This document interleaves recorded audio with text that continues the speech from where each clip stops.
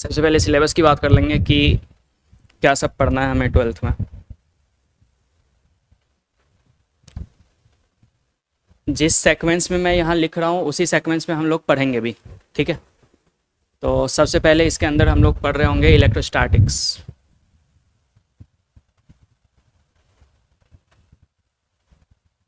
ये लिखना है कॉपी के अंदर, और कॉपी फ्रेश है या उसी में लिखे जा रहे हो? कॉपी सबका फ्रेश होना चाहिए एकदम से, है ना। इलेक्ट्रोस्टैटिक्स हमारे लिए इलेक्ट्रोस्टैटिक्स है, लेकिन एनसीईआरटी में इसको दो पार्ट में बेसिकली हम पढ़ रहे होते हैं। एक इसमें रहेगा electric charges and fields, electric charges and fields, और दूसरा रहता है इलेक्ट्रिक पोटेंशियल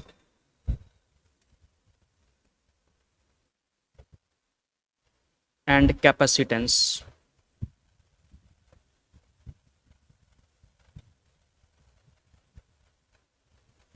ये है।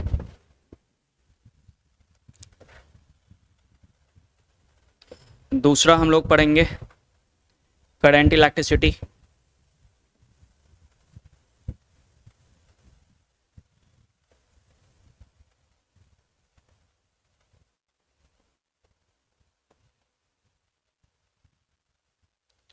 और हाँ,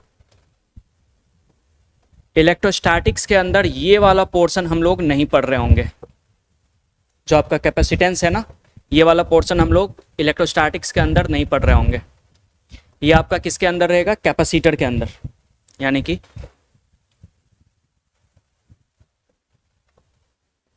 तीसरा है आपका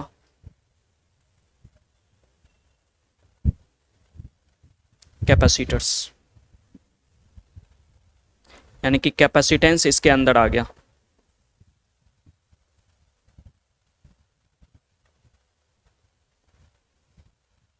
ठीक है,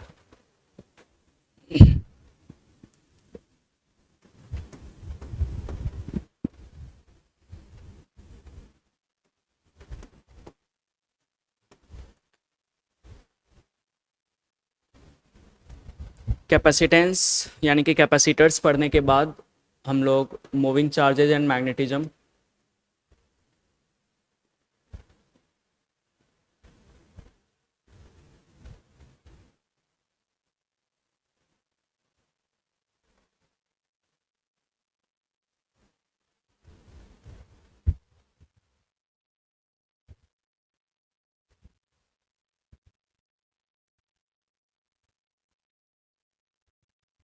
मैग्नेटिज्म एंड मैटर,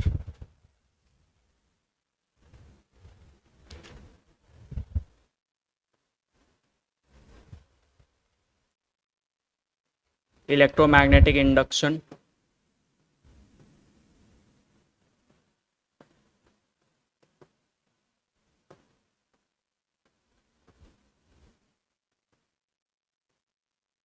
जिसको कि हम ईएमआई के नाम से जानते हैं,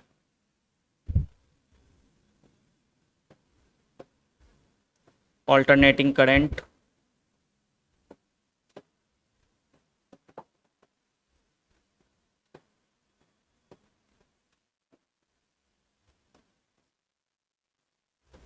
जिसको कि हम एसी कहते हैं,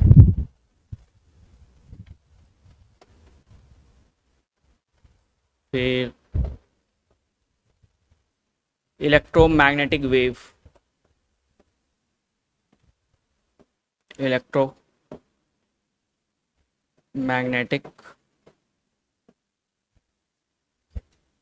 वेव्स। ये पूरा का पूरा 1 to 8 जो है, ये आता है इलेक्ट्रोडायनामिक्स के पोर्शन में। ये 1 से लेके 8 तक जो है, ये कहलाता है electrodynamics.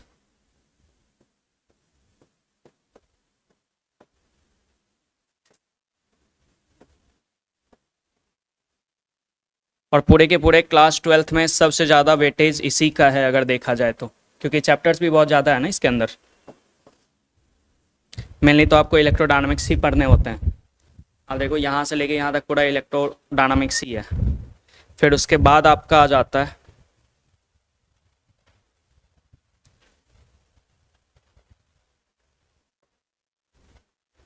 Dual nature and radiation.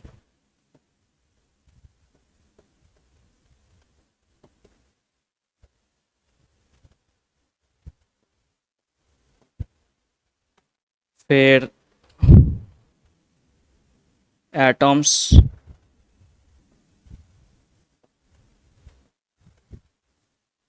फिर आपके न्यूक्लियाई, लिखो यहाँ तक।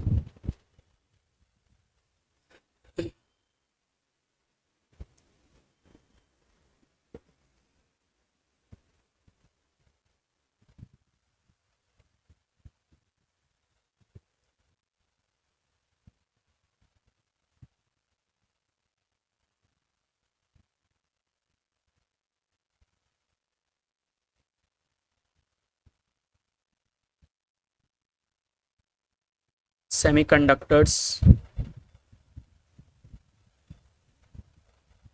And logic gates.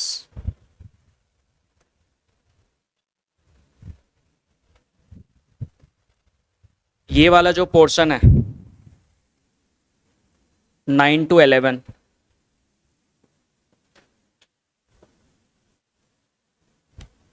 ये कहलाता है मॉडर्न फिजिक्स।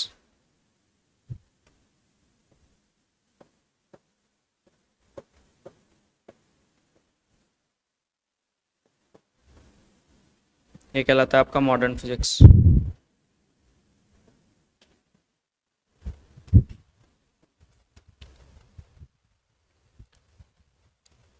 ये वाला जो 12th टॉपिक है सेमीकंडक्टर्स एंड लॉजिक गेट्स, इसका कोई नाम नहीं है, ये सेमीकंडक्टर्स ही है।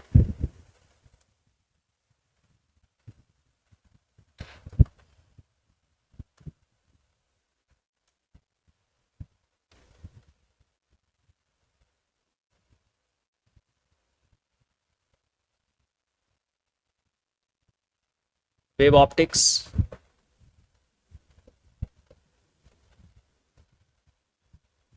फिर रे ऑप्टिक्स। तो ये वाला जो पोर्शन कहलाता है ये पूरा पूरा ऑप्टिक्स में आ जाता है आपका।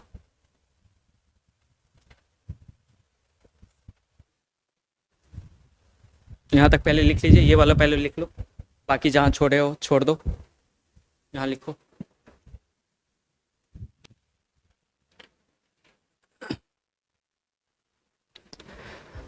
अब सुनना कि जो हमारा फोकस एरिया है, मतलब मैं पहले टफनेस भी बता देता हूँ कि कौन सा चैप्टर आपको टफ लगेगा और किसके सवाल मतलब जनरली मुश्किल पूछे जाते हैं। जिसको स्टार मार्क कर रहा हूँ वो बेसिकली हार्ड टॉपिक है। ऑल्टरनेटिंग करंट मुश्किल है, इलेक्ट्रोमैग्नेटिक इंडक्शन थोड़ा मुश्किल है, इसको थोड़ा ज़्यादा मुश्किल में रखते हैं ऑल्टरनेटिंग करंट, ठीक है, ये थोड़ा कम मुश्किल। बाकी इलेक्ट्रोस्टैटिक को भी 1 स्टार दे सकते हो, मुश्किल टॉपिक है और ये पहला टॉपिक यही है और सबसे बड़ा टॉपिक भी यही है। Electrostatic, moving charges and magnetism और ये रे ऑप्टिक्स पूरे के पूरे 12th में सबसे लंबा टॉपिक है। कौन कौन सा? Electrostatics, moving charges and magnetism और रे ऑप्टिक्स। मतलब लंबा टॉपिक है, लंबा चलेगा ये, ठीक है। तो ये आपके वे स्कोरिंग कहाँ है? करंट इलेक्ट्रिसिटी, आसान सा टॉपिक है, नंबर भी आपको आराम से देंगे। कैपेसिटर भी 1 स्टार बोल सकते हैं, थोड़ा बच्चों को मुश्किल ही लगता है, कैपेसिटर भी मुश्किल है। फिर आपको ये आसानी से नंबर देगा मूविंग चार्ज इन मैग्नेटिज्म, ठीक है। फिर इलेक्ट्रोमैग्नेटिक वेव्स बहुत ही आसान, बहुत ही आसान, बहुत आसान आप बना सकते हो यहाँ से। और अगर पूरे के पूरे 12th में सबसे ज़्यादा आसान टॉपिक की मैं बात करूँ, सबसे ज़्यादा आसान मतलब पूरे में सबसे ज़्यादा आसान अगर है कोई तो ये मॉडर्न फिजिक्स है, ये इजी कैटेगरी में आप रख सकते हो। और यहाँ स्कोर आपका होना ही होना चाहिए। और एटलीस्ट यहाँ से आप मतलब dual nature, radiation, atoms, nuclei और ये सेमीकंडक्टर एंड लॉजिक गेट्स, इनसे आप लगा लो तकरीबन 4 क्वेश्चन डेफिनेटली श्योर हैं कि आएंगे ही आएंगे। कोई भी दो, आप नीट दे रहे हो, जेई दे रहे हो, कुछ भी दे रहे हो, 4 क्वेश्चन आप लगा लीजिए, आएगा ही आएगा। सही, तो वेटेज इसका बढ़िया रहता है। फिर उसके बाद और ज़्यादा वेटेज की बात करें तो रे ऑप्टिक्स और वेव ऑप्टिक्स, मतलब ऑप्टिक्स लगा के भी 3 क्वेश्चन एक्सपेक्ट कर सकते हो। समझ रहे हो बातों को? तो ऑप्टिक्स हालांकि ठीक है, मतलब अगर करना चाहो तो कर सकते हो, मतलब बढ़िया टॉपिक है, नंबर भी देता है, लेकिन थोड़ा मुश्किल पार्ट में भी है। तो रे ऑप्टिक्स उतना आसान नहीं है जितना देखने से लगता है, तो ये समझो। ठीक,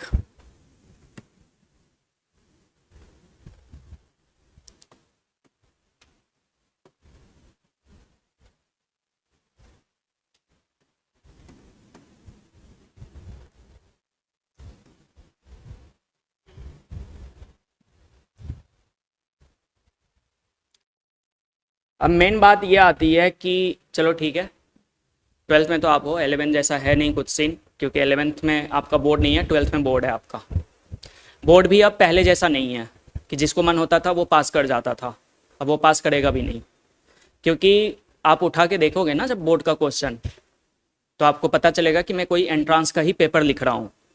बस यही अंतर है कि जो आप जेई और नीट देते हैं उसमें एमसीक्यूज़ रहते हैं, लेकिन बोर्ड में कोई एमसीक्यूज़ मतलब ऐसे पूरा पूरा एमसीक्यूज़ नहीं रहता। उसमें एमसीक्यू भी होते हैं, लेकिन आपको सब्जेक्टिव भी लिखना पड़ता है।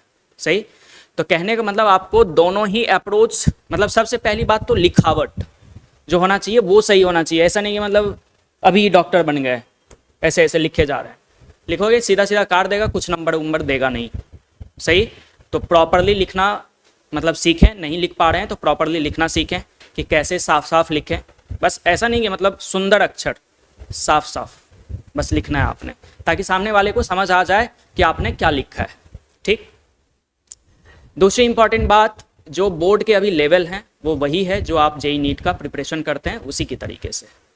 मतलब पहले जैसा नहीं है कि पूरा पूरा भर भर के मतलब थ्योरी पूछे जा रहा है, तो वो अब नहीं है सीन। ठीक है, क्वेश्चंस भी रहते हैं, अच्छे क्वेश्चंस रहते हैं। मतलब किस एक सेक्शन में तो पूरा आईआईटी का प्रीवियस ईयर क्वेश्चन डाल दिया, समझ सकते हो आप, इसी से लेवल का अंदाजा लगा सकते हो कि वो क्या पूछना चाह रहा है। ठीक है, दूसरी इंपॉर्टेंट बात कि जैसे जैसे हम लोग क्लास ले रहे हैं, जैसे 11th में आपको वो मॉड्यूल दिया गया था, तो हमने ये भी ऑब्जर्व करा कि मॉड्यूल बहुत ज़्यादा इफेक्टिव नहीं रहा। इसलिए इफेक्टिव नहीं रहा, हालांकि मॉड्यूल मिल जाएगा, ऐसा नहीं कि नहीं मिलेगा, मॉड्यूल मिलेगा, मॉड्यूल मिलेगा, लेकिन उसके साथ साथ पैरेलली हम लोग ये अभ्यास चलाएंगे साथ में। ठीक है, ये शीट के तौर पे, मतलब जैसे एक क्लास में आज क्लास कवर करोगे, अगला क्लास भी कवर करोगे, तो उसके लिए ये एक अभ्यास दिया गया है। लगभग इसमें 20 क्वेश्चंस हैं, 20 क्वेश्चंस आपने बनाने हैं, मतलब जो टॉपिक है उसी के ऊपर क्वेश्चंस रहेंगे। पॉजिटिवली इसको करना है, 20 क्वेश्चन आप अटेम्प्ट करिए, जो नहीं होता है मेरे से पूछिए, कुछ इंटरनेट वगैरह का भी सहायता लीजिए, तब भी नहीं समझ आता मेरे से पूछिए। ठीक है, तो ये आपको रेगुलर बेसिस पे मिलेगा, तो इसको कम से कम करिए। और साथ में जो मॉड्यूल दिया जाएगा, अभी नहीं कुछ दिनों के बाद जब मॉड्यूल दिया जाएगा, तो मॉड्यूल अपना घर पे करिएगा। ठीक है ना, तो ये चीज़ है। तो बाकी मेहनत इस बार करना पड़ेगा आपको। ठीक है, क्योंकि इस बार आपको एंट्रेंस भी देना है, जेई नीट जो भी कर रहे हैं वो भी देना है, और साथ साथ बोर्ड भी है। समझ रहे हैं?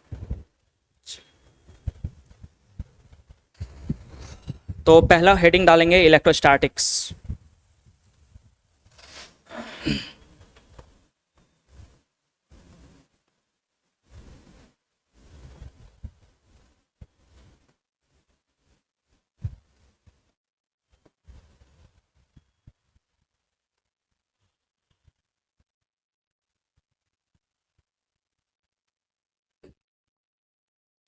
नाम से ही क्लियर है, इलेक्ट्रोस्टैटिक्स। इलेक्ट्रो मतलब चार्ज, इलेक्ट्रो मतलब क्या होता है? चार्ज। और स्टैटिक मतलब क्या होता है? स्टैटिक मतलब एट रेस्ट।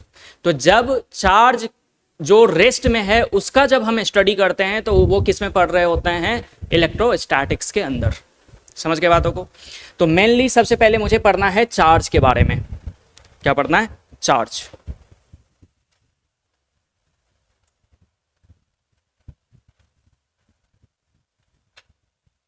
कोई बताओगे चार्ज किसको कहते हैं, चार्ज किसको कहते हैं, चार्ज किसको कहते हैं?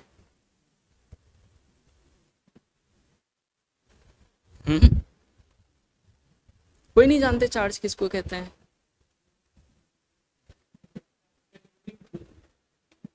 चार्ज का यूनिट, चार्ज का यूनिट जूल है, कूलम्ब है ना भाई।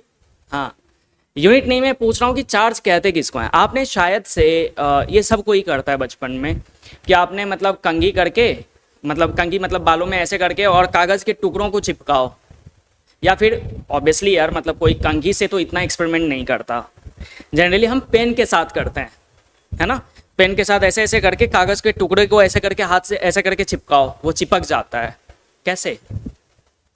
कहीं ना कहीं कुछ ना कुछ आपने जो मतलब रब करा है आपने अपने पेन को, तो उस पर कुछ ना कुछ चार्ज अक्यूमुलेट हुआ है।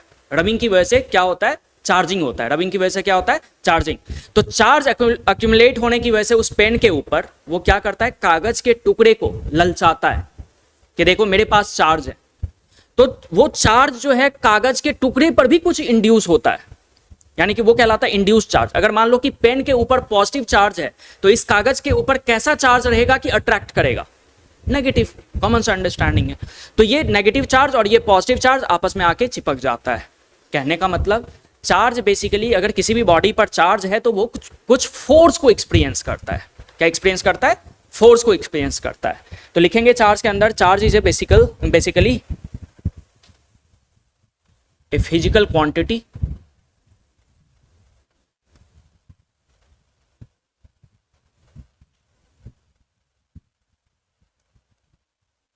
अच्छा, फिजिकल क्वांटिटी किसको कहते हैं, which can be measured, which can be measured. तो चार्ज को तो मेजर किया ही जा सकता है।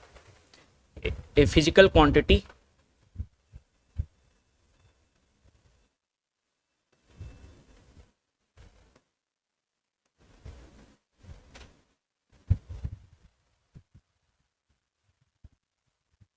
which experience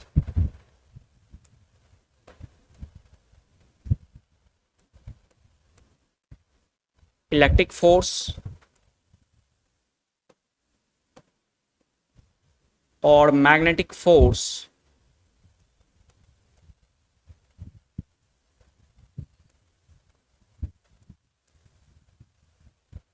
in presence of electromagnetic field, electromagnetic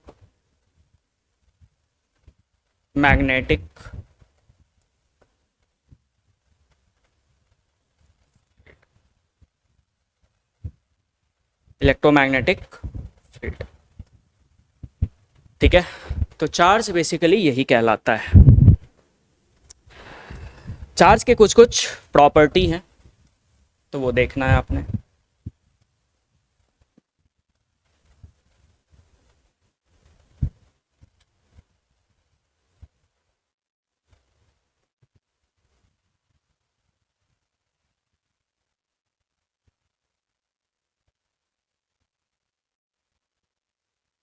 properties of charge,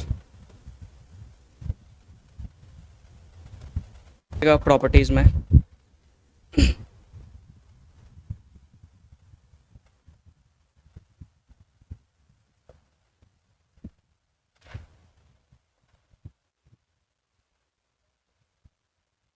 additivity of charges. अब एक बात बताओ, 1 kg plus 2 kg plus 5 kg कितना होगा? 8 kg भाई, 8 kg। तो उसी तरीके से चार्ज को जब आप जोड़ोगे ना तो चार्ज भी ऐसे ही जुड़ता है। जैसे मान लो कि 2 coulomb plus 5 coulomb minus 3 coulomb कितना होगा? 4 कूलम, है ना। तो ये तो एडिटिविटी ऑफ चार्जेस क्या कहेंगे कि चार्जेस आर एडेड algebraically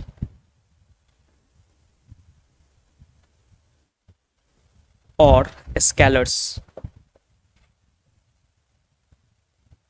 ठीक है। जैसे मान लो कि एक चार्ज है Q1, चार्ज को हम कैसे डिनोट करते हैं, स्मॉल q या फिर कैपिटल Q से।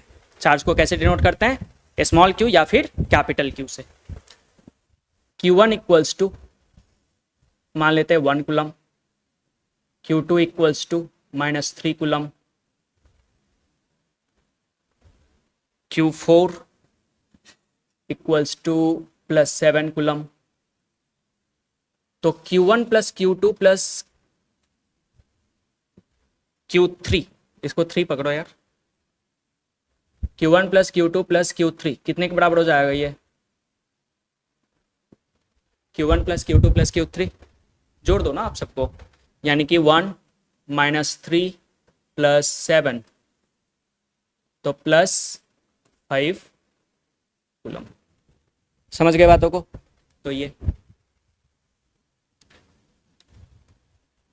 तो एक चीज तो मुझे पता चल गया कि चार्ज का जो यूनिट रहता है वो क्या रहता है, unit of charge.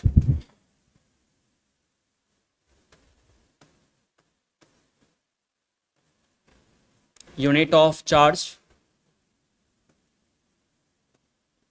Coulomb.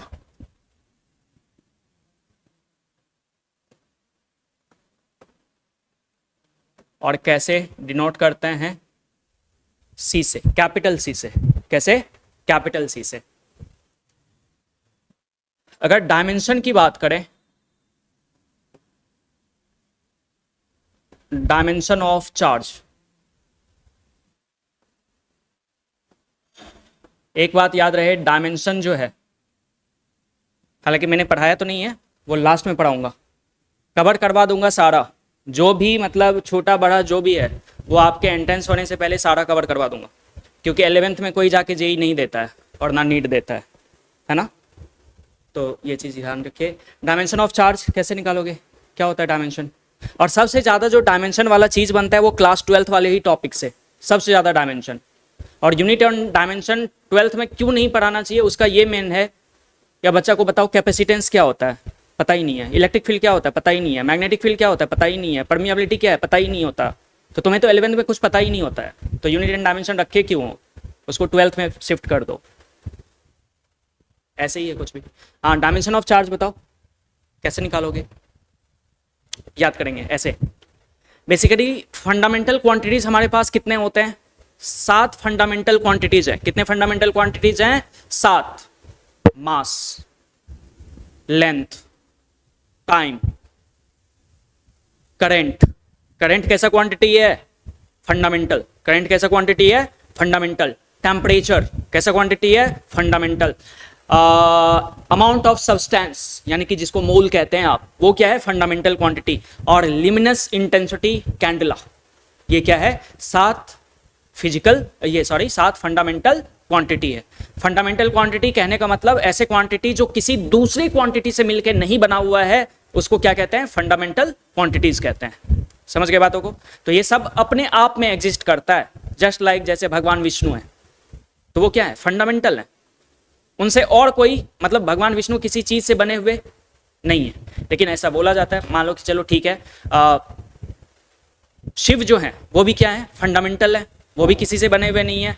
Brahma में थोड़ा कॉन्ट्राडिक्टरी है ना, क्या ब्रह्मा विष्णु से उत्सर्जित हैं या फिर ब्रह्मा खुद में मतलब वो एग्जिस्ट करते हैं, तो उनके फंडामेंटल होने का कोई श्योरिटी एज सच नहीं है। अच्छा, डायमेंशन की बात करेंगे इसको, तो ध्यान सुनिएगा, अभी लिखना नहीं है, जस्ट मैं जो लिख रहा हूँ, आई इक्वल्स टू, ये बचपन में आपने पढ़ा है कि करंट इक्वल्स टू क्या होता है, charge per unit time. Charge per unit time. तो क्या Q इक्वल्स टू क्या लिख दिया आपने, IT। क्या लिख दिया आपने, IT। तो जैसे मास को अगर मैं डायमेंशन बोलूं कि मास का डायमेंशन क्या होता है, केजी का डायमेंशन क्या होता है, तो आप क्या बोलते हैं, कैपिटल एम।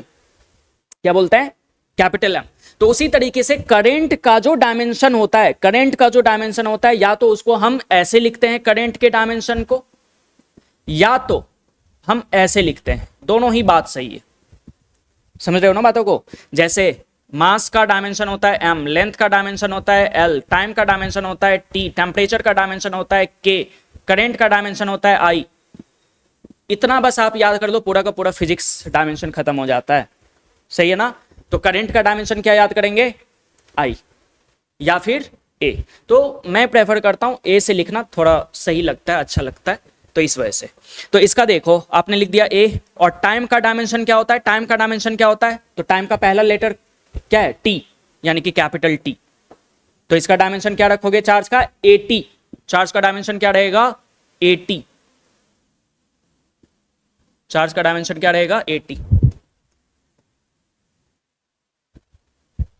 समझ गए बातों को। तो ये डायमेंशन याद रखना है आपने, और यूनिट भी याद रखना है। तो ये एडिटिविटी हो गए।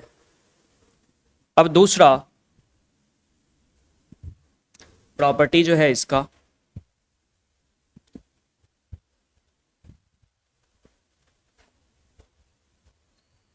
Conservation of charge.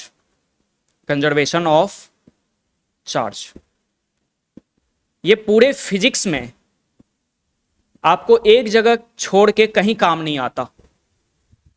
Conservation of charge कहां, तो जब मैं आपको कैपेसिटर बताऊंगा, कैपेसिटर में शेडिंग ऑफ चार्जेज जहां बताऊंगा, वहां पर आप देखोगे कि कंजर्वेशन ऑफ चार्ज की मुझे जरूरत पड़ती है। और कंजर्वेशन ऑफ चार्ज क्या कहता है कि अगर मान लो कि ये कोई एक आइसोलेटेड सिस्टम है,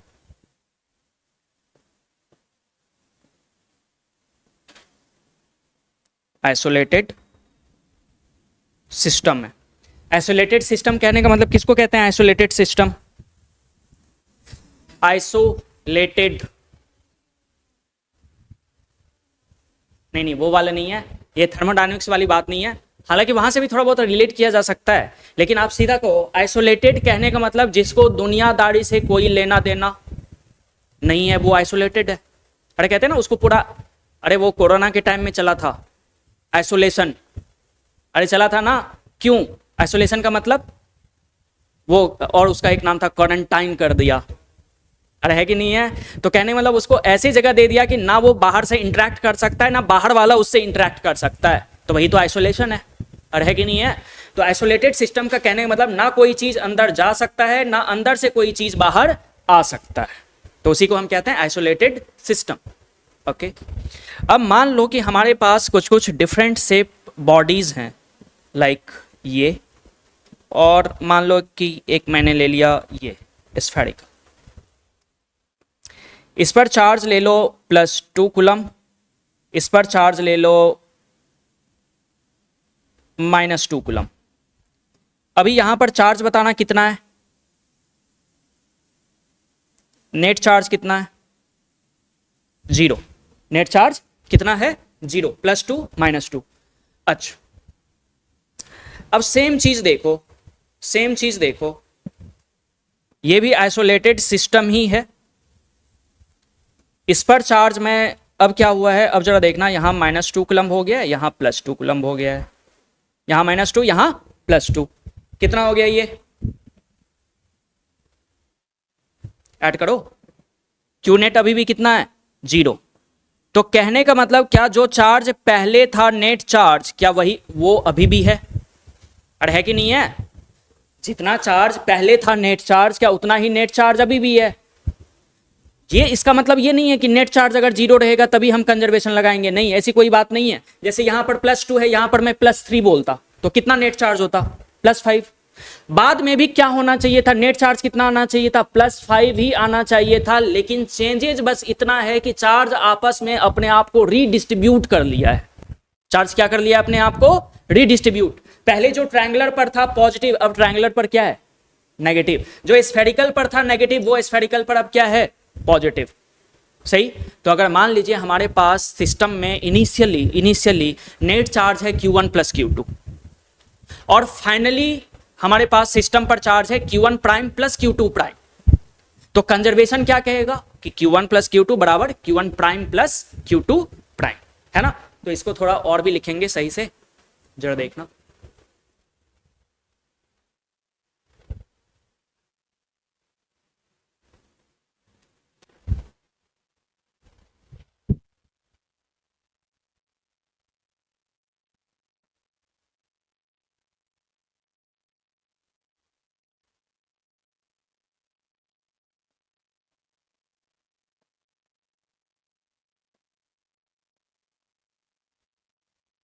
Summation of initial charges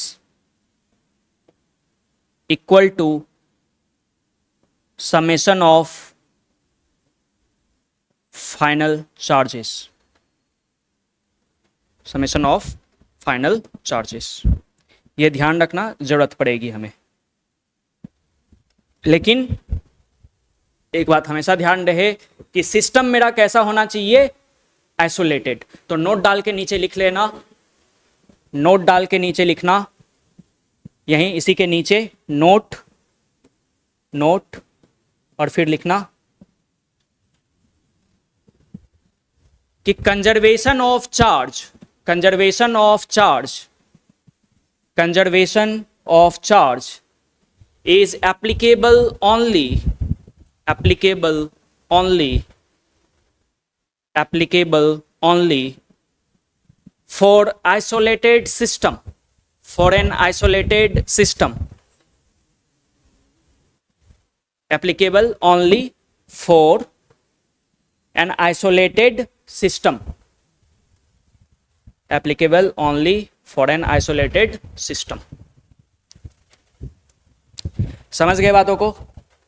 तो अभी तक जो आपने जाना, यहां से जनरली क्वेश्चंस वगैरह कुछ पूछे एज सच नहीं जाते, ठीक है। बस लेकिन हाँ ध्यान रखेंगे कि क्या चीज क्या है।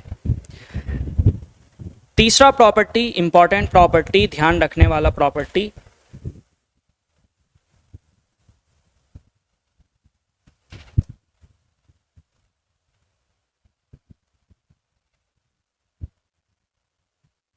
क्वांटाइजेशन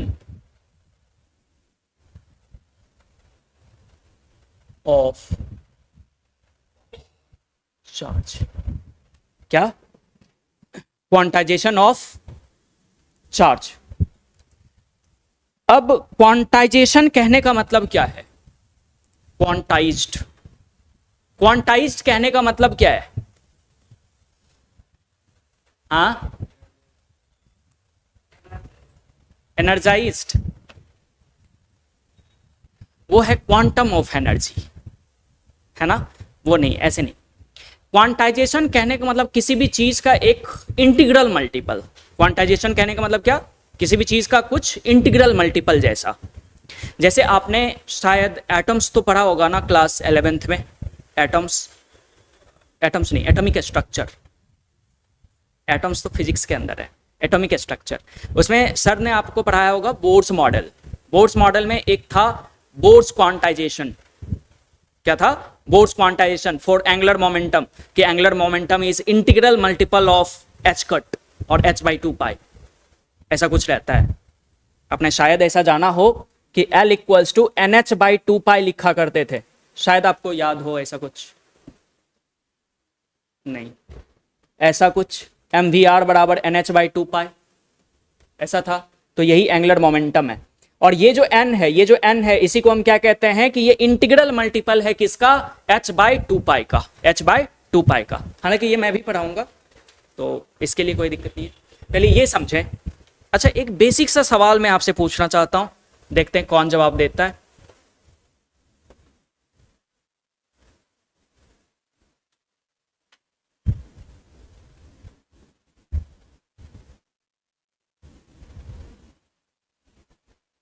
आपको इन सारे पर चार्ज बताना है कि चार्ज कितना है। बहुत ही छोटा सा सवाल मैंने पूछा है, और ये बराबर से आप देखते हैं, केमिस्ट्री अगर पढ़ रहे होते हैं तो आप बराबर से इन सब चीज़ों को आप देख रहे होते हैं कि चार्ज किस पर कितना है।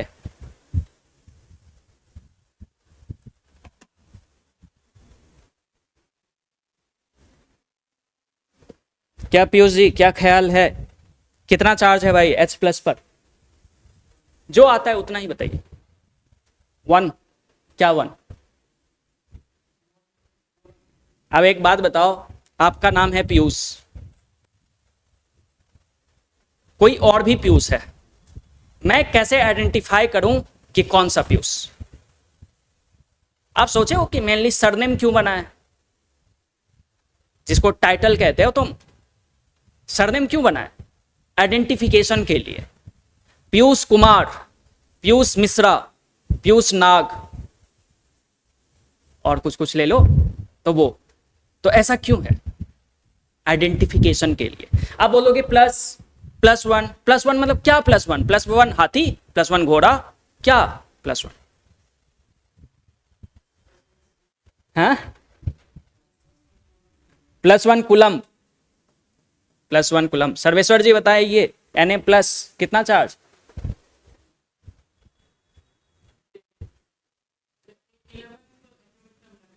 हाँ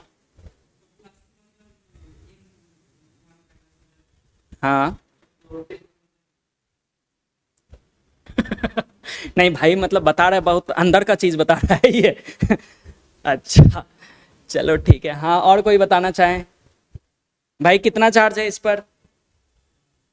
1, पॉजिटिव नेगेटिव? +1 कुलम। अच्छा, Fe2+ पर कौन बताना चाहोगे? सैनन जी बताइए, Fe2+ कितना चार्ज है?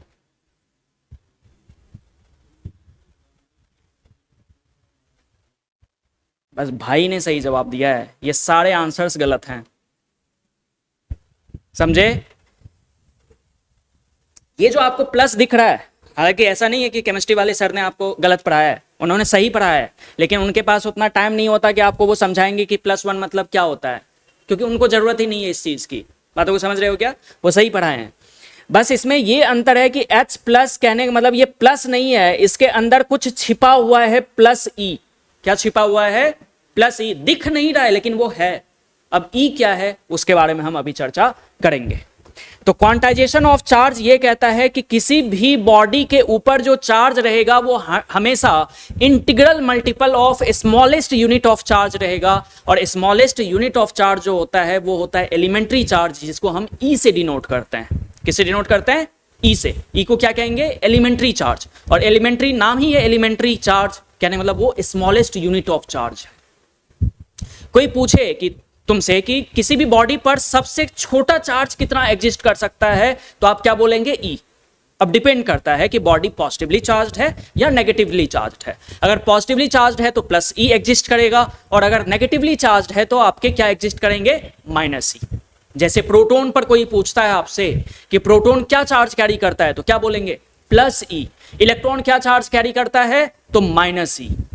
समझ गए? ये अब कभी नहीं बोलना है कि प्रोटॉन मतलब +1 और इलेक्ट्रॉन मतलब -1 चार्ज कैरी करता है, नहीं, वो एकदम सरासर लगेगा कि रिक्शा वाला से मैं पूछ रहा हूं। सही? तो ऐसा जवाब नहीं देना है। अभी समझ रहा हूं। ये कहता है कि किसी भी बॉडी के ऊपर जो चार्ज होगा वो हमेशा इंटीग्रल मल्टीपल ऑफ क्या रहेगा? E रहेगा। क्या रहेगा? Integral multiple of E।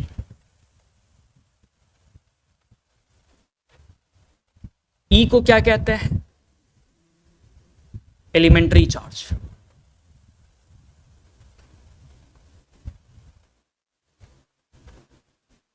Elementary charge. और इसको हम कहते हैं स्मॉलेस्ट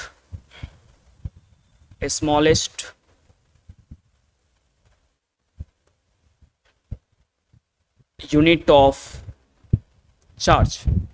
और इसका वैल्यू आपने याद रखना है कि E का जो वैल्यू होता है वो होता है 1.6 इंटू 10⁻⁻19 कूलम।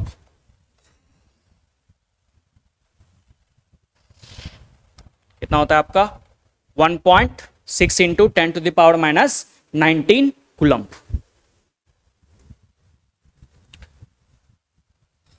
एन का जो यहाँ वैल्यू आप लिखेंगे, एन का क्या क्या पॉसिबल वैल्यूज हो सकता है यहाँ पर, तो +-1, +-2, +-3 एंड सो ऑन।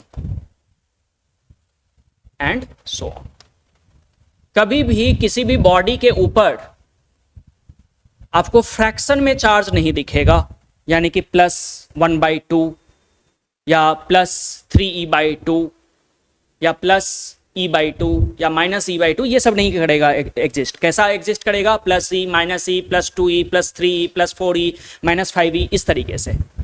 क्लियर है? ये चीज याद रखना, किसी भी बॉडी पर कम से कम चार्ज कितना रहेगा? ई। अच्छा,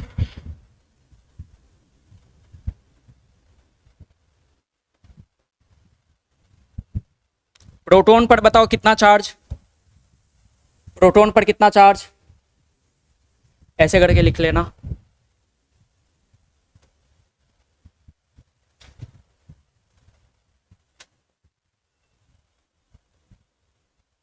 इस तरफ पार्टिकल आप लिख रहे हैं, इस तरफ उस पे चार्ज कैरी।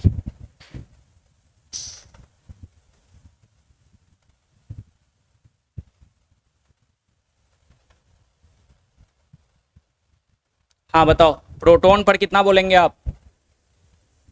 प्रोटॉन पर बोलेंगे +e। इलेक्ट्रॉन पर कितना बोलेंगे?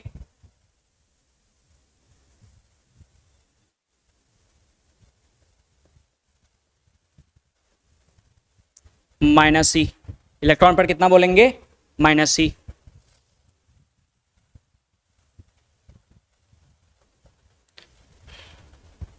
अल्फा पार्टिकल,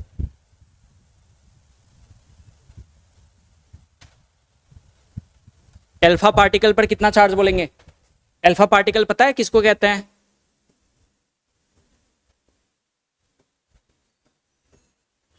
(4He2++) 4He2++, इसको क्या कहते हैं? अल्फा पार्टिकल कहते हैं। आप लिख भी सकते हैं, अल्फा पार्टिकल कहने का मतलब क्या होता है? 4He2++। तो अब तो कोई अंधा भी बता दे कि इस पर चार्ज कितना है। +2E।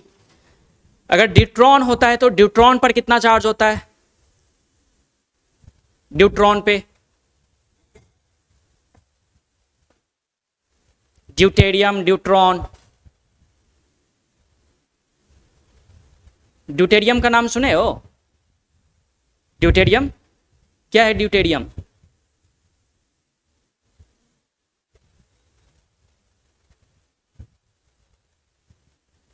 अरे आइसोटोप्स है हाइड्रोजन का।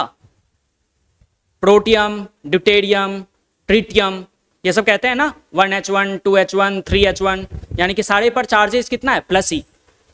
कितना चार्ज है? +e। अच्छा, न्यूट्रॉन पे कितना चार्ज होता है? न्यूट्रॉन पर कोई चार्ज नहीं होता, वो उदासीन होता है। उदासीन बोले तो neutral.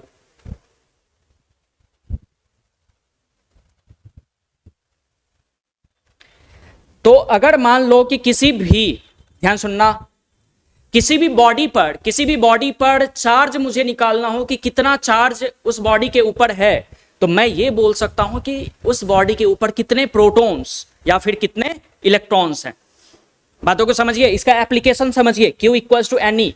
Q equals to n e में अगर कोई चार्ज मान लो कि पॉजिटिवली चार्ज, क्या है?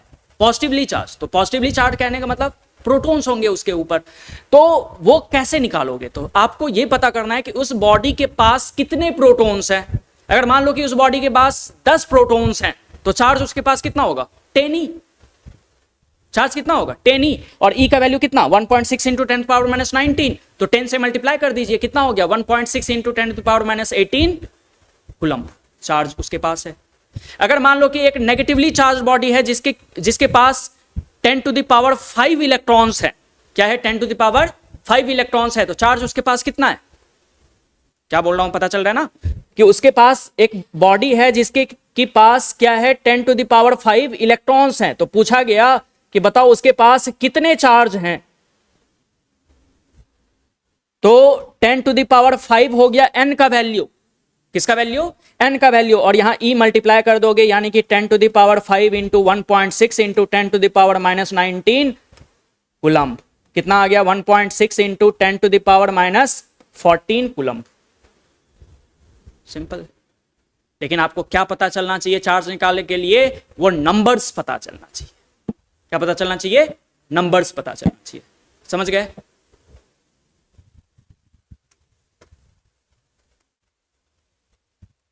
हालांकि सवाल आएगा बाद में, आपका चेक होगा।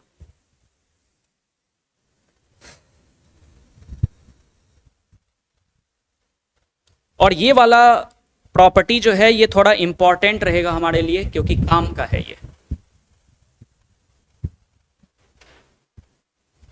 ठीक है, काम का है ये।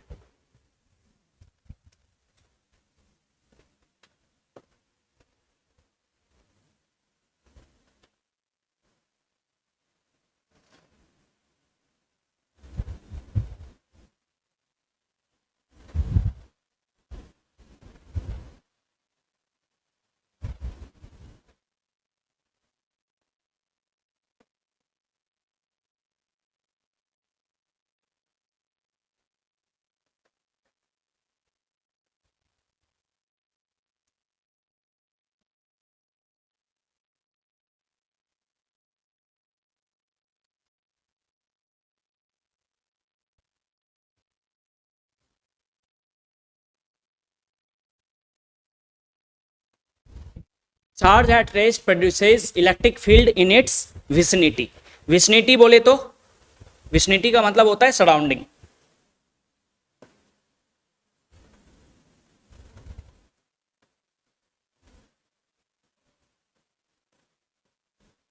कोई भी चार्ज अगर रेस्ट में रखा हुआ है, कोई भी चार्ज अगर रेस्ट में रखा हुआ है, तो वो क्या अपने आसपास, अपने सराउंडिंग में क्या जनरेट करता है, क्या प्रोड्यूस करता है, इलेक्ट्रिक फील्ड। क्या प्रोड्यूस करता है, इलेक्ट्रिक फील्ड। इस बात का याद रखेंगे।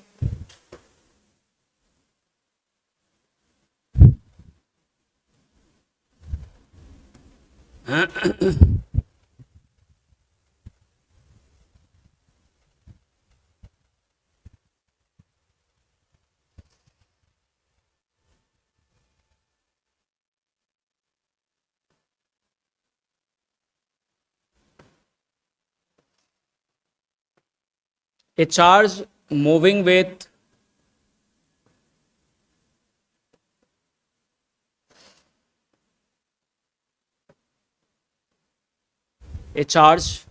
with constant speed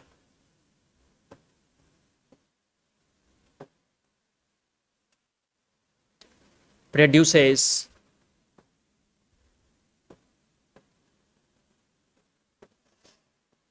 magnetic field in its surrounding।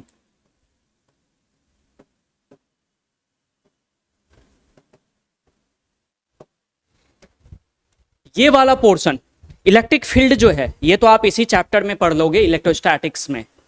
और ये वाला जो है charge moving with constant speed produces magnetic field, कहने का मतलब जब कोई चार्ज कांस्टेंट स्पीड से मूव कर रहा होता है, तो वो है कि कोई चार्ज अगर कांस्टेंट स्पीड से मूव कर रहा है, कहने का मतलब वो करंट कैरी कर रहा है। क्या कैरी कर रहा है, करंट कैरी कर रहा है। और कोई भी करंट कैरिंग कंडक्टर्स जो होता है, वो अपने सराउंडिंग में क्या प्रोड्यूस करता है, मैग्नेटिक फील्ड। क्या प्रोड्यूस करता है, मैग्नेटिक फील्ड। शायद आपको थोड़ा बहुत अगर स्मरण हो कि क्लास 10th में ऐसा करके एक बनाया हुआ था, ऐसे करके, और यहां पर ऐसे ऐसे ये था, एक करंट कैरिंग वायर की वजह से वो आयरन स्प्रिंकल्स डालता है, और वो फिर उसके बाद दिखता है कि वो एक पर्टिकुलर पैटर्न को गेन कर लेता है। कहने मतलब वही मैग्नेटिक फील्ड लाइंस को बताता है, सही ना। तो कोई भी करंट कैरिंग वायर्स जो है वो क्या प्रोड्यूस करता है, मैग्नेटिक फील्ड। और इसके बारे में हम कहां पढ़ रहे होंगे, मूविंग चार्जेज एंड मैग्नेटिज्म में। किस में पढ़ रहे होंगे, मूविंग चार्जेज एंड मैग्नेटिज्म में।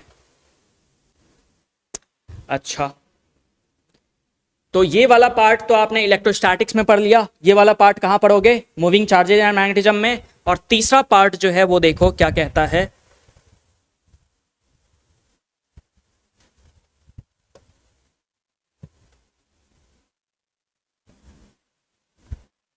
An accelerated charged particle, an accelerated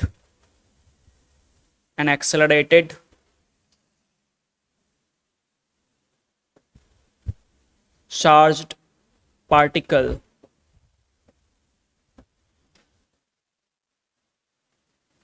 produces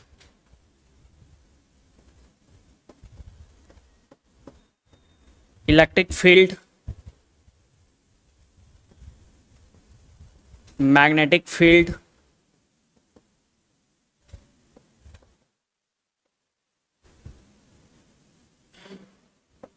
or collectively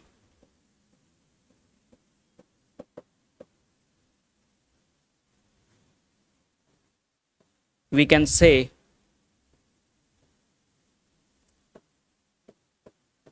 electromagnetic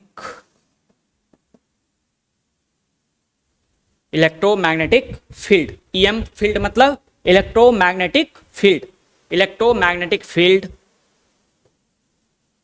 as well as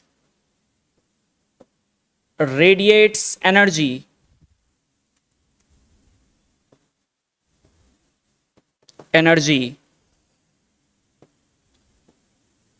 in form of electromagnetic radiation.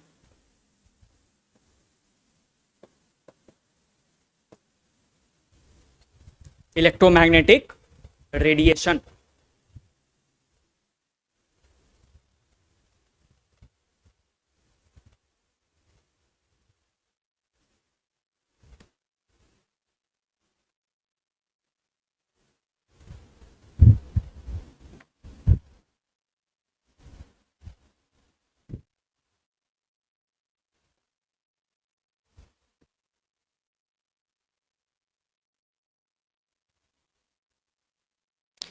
Charge is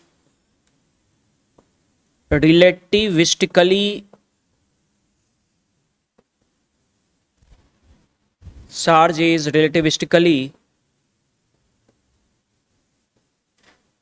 invariant. Charge is relativistically invariant. अब इसका मतलब क्या है, चार्ज इज रिलेटिविस्टिकली इनवेरिएंट, और इसको आप पहले समझें. N accelerated charge particle, accelerated charge particle कहने का मतलब जिसके पास एक्सेलरेशन हो, जिसका वेलोसिटी कांस्टेंट ना हो. मतलब कोई चीज को आप एक फ्रीक्वेंसी दे रहे हो, ऐसे करके जड़ का आप किसी भी चीज को इस तरीके से दे रहे हैं. कहने का मतलब कोई भी एक एक्सेलरेटेड चार्ज पार्टिकल जो होगा, यानी कि जिसके पास एक्सेलरेशन हो, जिसका वेलोसिटी वेरिएबल हो, वो क्या प्रोड्यूस करता है, इलेक्ट्रिक फील्ड भी प्रोड्यूस करता है, मैग्नेटिक फील्ड भी प्रोड्यूस करता है, साथ साथ एनर्जी भी वो रेडिएट करता है. क्या रेडिएट करता है, एनर्जी भी वो रेडिएट कर रहा होता है. और इसको हम पढ़ेंगे इलेक्ट्रोमैग्नेटिक वेव्स में. किसमें पढ़ेंगे, इलेक्ट्रोमैग्नेटिक वेव्स में. आपने सुना होगा कि कोई इलेक्ट्रॉन जब न्यूक्लियस के अराउंड ऑर्बिटिंग करता है तो वो इलेक्ट्रिक फील्ड भी प्रोड्यूस करता है, साथ साथ मैग्नेटिक फील्ड भी प्रोड्यूस कर रहा होता है. क्यों, क्योंकि वो एक एक्सेलरेटेड चार्ज पार्टिकल है. वो क्या है, एक्सेलरेटेड चार्ज पार्टिकल है. तो ये हम बोल सकते हैं. तो बस इनको याद रखिएगा. और इसका मतलब क्या है, चार्ज इज रिलेटिविस्टिकली इनवेरिएंट. कहने का मतलब कि चार्ज मास के जैसा अपने आप को बदल नहीं सकता अगर आप किसी भी चार्ज पार्टिकल को स्पीड ऑफ लाइट से फेंकेंगे तो. नहीं समझ आ रहा, हालांकि ये आउट ऑफ सिलेबस है अपना, मतलब 12th स्टैंडर्ड तक ये पढ़ना ही नहीं है. m equals to m naught over root of 1 minus v square by c square. ये आइंस्टीन का रिलेटिविस्टिक मास वेलोसिटी इक्वेशन है. इसमें ये कहता है कि m नॉट जो है वो रेस्ट मास है. m नॉट क्या है, रेस्ट मास है. अगर आप किसी मास को स्पीड ऑफ लाइट से फेंक दो, किससे फेंक दो, स्पीड ऑफ लाइट से फेंक दो, तो जरा देखो m equals to m naught root over of. अच्छा, रेस्ट मास इसको क्यों बोला गया है, अगर आप इसको रेस्ट में रखो तो वेलोसिटी कितना, जीरो. रेस्ट का मतलब क्या होता है, वेलोसिटी जीरो. तो वेलोसिटी अगर जीरो करोगे तो ये वाला पोर्शन क्या हो जाएगा, जीरो. तो 1 माइनस जीरो कितना, 1. 1 का ओवर रूट कितना, 1. m बराबर कितना, m नॉट. इसलिए इसको नाम क्या दिया गया, रेस्ट मास, यानी कि जब वेलोसिटी क्या था, जीरो था. हम जो मेजर करते हैं, मतलब दौड़ते दौड़ते तो इन सच ऐसा हम मेजर नहीं करते, लेकिन हम अगर दौड़ भी जाएं तो बहुत ज्यादा अंतर नहीं है, मेरे मास में बहुत ज्यादा चेंजेस नहीं आएगा। लेकिन आप सोचो कि अगर आपको स्पीड ऑफ लाइट से फेंक दिया जाए, जो कि संभव नहीं है प्रैक्टिकली, तो आप जरा देखना 1 माइनस वी की जगह पे कितना c, तो c का square divide by c square, c square by c square कितना होता है 1, 1 माइनस 1 कितना हो जाएगा 0, 0 का ओवर रूट कितना हो जाएगा 0, और something upon 0 is what infinity. सही, यानी कि मास क्या पकड़ लिया है इंफिनिटी। समझ रहे हो बातों को? तो मतलब कहने का मतलब पूरा का पूरा मास जो है वो किस में कन्वर्ट हो चुका है, एनर्जी में। यानी कि यहीं पर ये कॉन्सेप्ट निकल के आ जाता है E equals to mc square वाला, कि अगर किसी भी मास को आप c स्पीड से फेंक रहे हैं तो वो किस में ट्रांसफॉर्म हो जाता है, एनर्जी में ट्रांसफॉर्म हो जाता है। वो एक तरीके का एनर्जी है। फिर समझ गए ना बातों को? यही है। तो कहने का मतलब मास को अगर आप स्पीड ऑफ लाइट से फेंक रहे हैं तो क्या मास एम नॉट नहीं रह जाता, वो इंफिनिटी पकड़ लेता है। लेकिन आप किसी चार्ज को अगर ऐसा लिखो कि Q equals to Q naught root over of 1 minus v square by c square, ऐसा एग्जिस्ट करता ही नहीं है, ऐसा किसी ने इक्वेशन बनाया ही नहीं। तो समझ रहे हो क्या कहने का मतलब? चार्ज पर कोई रिलेटिविस्टिक इफेक्ट नहीं होता। रिलेटिविस्टिक इफेक्ट कहने का मतलब अगर हम स्पीड ऑफ लाइट से चार्ज पार्टिकल को फेंकेंगे तो क्या चार्ज बदलेगा, तो हम बोलेंगे नहीं। क्या मास को हम अगर स्पीड ऑफ लाइट से फेंकेंगे तो क्या मास बदलेगा? हाँ बदलेगा। किस इक्वेशन से? तो इस इक्वेशन के तहत। समझ गए? तो यही कहलाता है चार्ज इज रिलेटिविस्टिकली इनवेरिएंट। आप एक चीज यहां नीचे लिख सकते हो कि mass is relativistically dependent, charge is relativistically invariant, whereas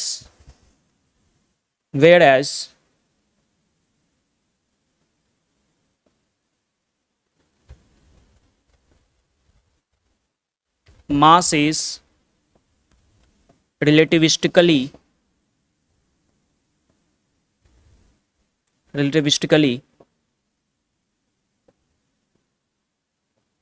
variant, relativistically variant.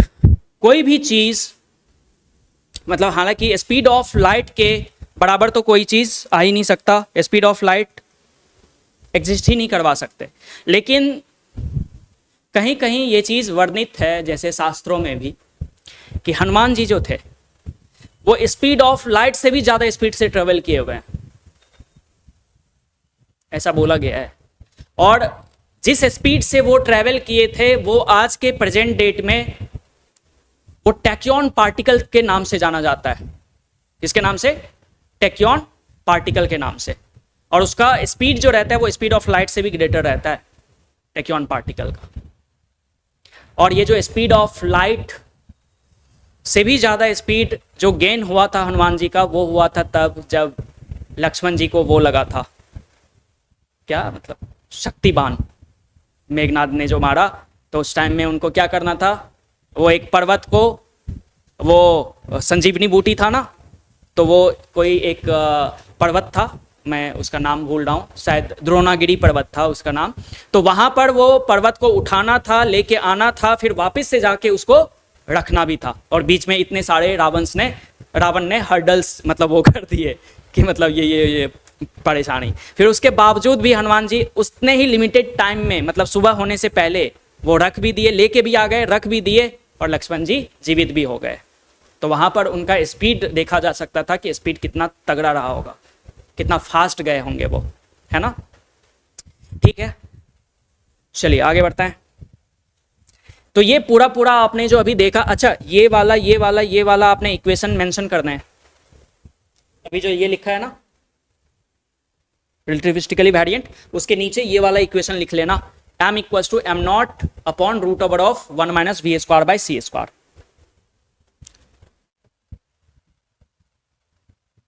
और साथ साथ लिख लेना m naught is rest mass v speed c speed of body, c speed of light.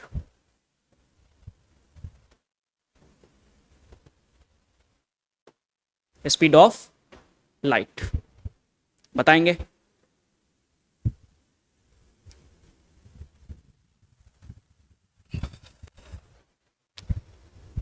लिख चुके हैं ना? चलो क्वेश्चन करेंगे।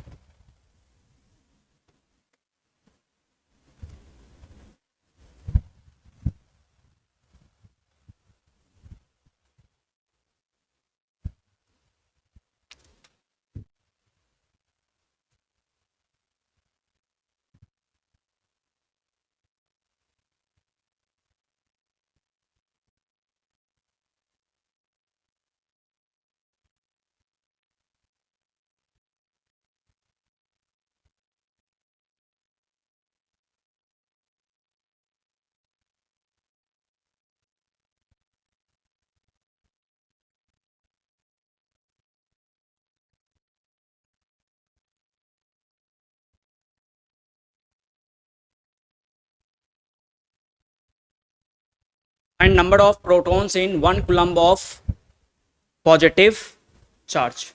ये लिख चुके ना? बताओ जल्दी से फटाफट।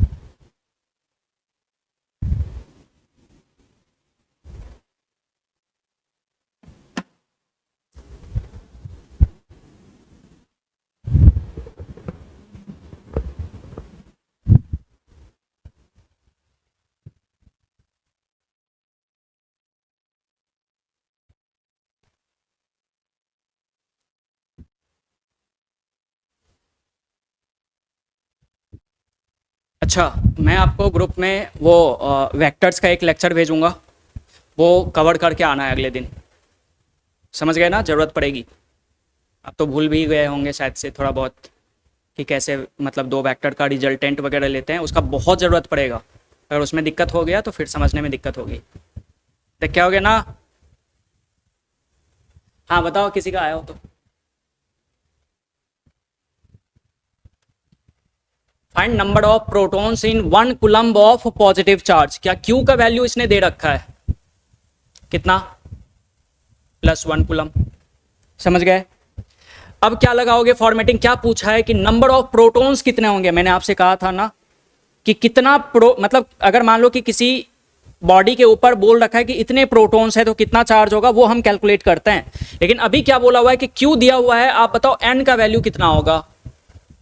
तो मैं जानता हूं रिलेशन, क्यू इक्वल्स टू कितना, एन ई के बराबर। तो क्यू का वैल्यू कितना है? 1। एन का वैल्यू कितना निकालना है? ई का वैल्यू कितना? 1.6 इंटू 10⁻⁻19 कुलम। कुलम को छोड़ दो ना, क्योंकि कुलम तो कट गया ना। कुलम कट गया, इधर भी कितना है? कुलम भी है।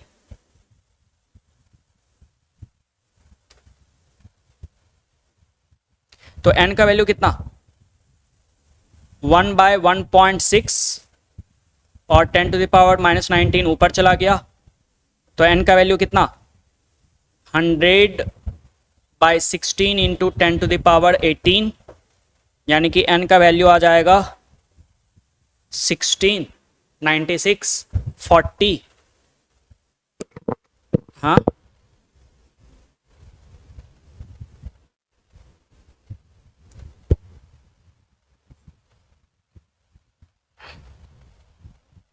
एट्टी आएगा फिर। 16 5 जा 80 इंटू 10⁻28 प्रोटॉन्स। यही तो हुआ। हाँ अ यार 18 है ये बोलो ना कि ठीक है आपने 28 लिख दिया, ये बोलो। वो होता है यार। हाँ सही, समझ आ रहा है इतना? चलो अभी केमिस्ट्री चेक होगा तुम्हारा।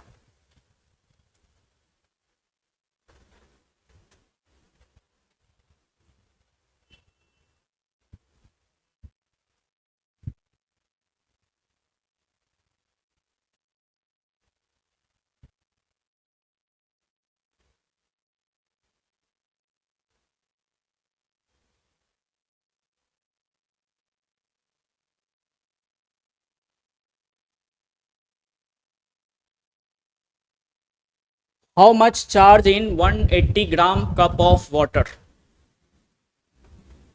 बताएंगे?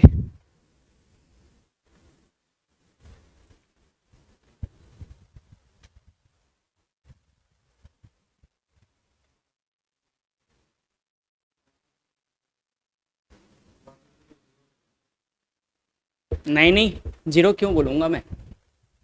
जीरो नहीं, आयंस के तौर पे नहीं बोलना है कि मतलब कितने उसमें प्रोटॉन्स हैं और कितने इलेक्ट्रॉन्स हैं, ऐसे आपने बताना है कि प्रोटॉन है तो कुछ चार्ज कैरी करेगा ना, वाटर है तो प्रोटॉन है कि नहीं है, तो प्रोटॉन का ही चार्ज बेसिकली बताना है।